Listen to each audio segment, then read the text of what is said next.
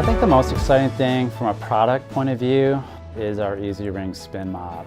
At the point when we brought in EasyWring, I was also handling quality at that point too, so making sure that as we were making the product that it was performing as you would expect. This one was a little tricky because there's a hole in a bucket, and if you have a hole in a bucket and you don't want it to leak, there are things that you have to make sure you're doing correctly. So that in itself came with, extra checks. When that idea came about, we were all like, wow, are consumers really going to, it's just so different. We're global, so we see a lot of neat things that are happening in Europe and South America and things, but we wondered, is that going to work in the United States? People really, we felt like we're traditional cleaners. Are they really going to understand this thing? Do they really want to buy, the whole kit with the mop and bucket together? And then you cross your fingers and hope the consumer is going to get it, and we've been just like blown away.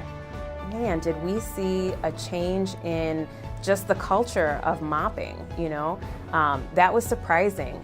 And it was a sort of a slow ramp up, but then once it took off, it hasn't stopped. Sometimes I like to just walk out into the plant and just watch our product being made, because we make it right here.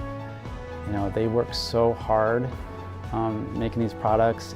It's fun to see kind of both sides. I put our product up on a retailer's website, and I can see what the consumers are saying about it, and then to go in the back and watch it being made and watch it be put in boxes and loaded on trucks and going out.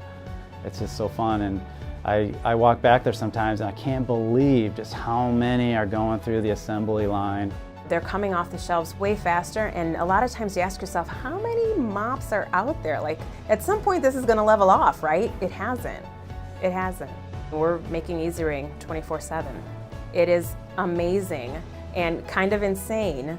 You've seen it from the idea all the way till it's in manufacturing, and then because we are a consumer goods product, you can go into the stores and you can see what you've made and know that you had something to do with it. So yeah, I think everybody here, because we all touch some part of the process, all takes pride and a bit of ownership of all the products that we make.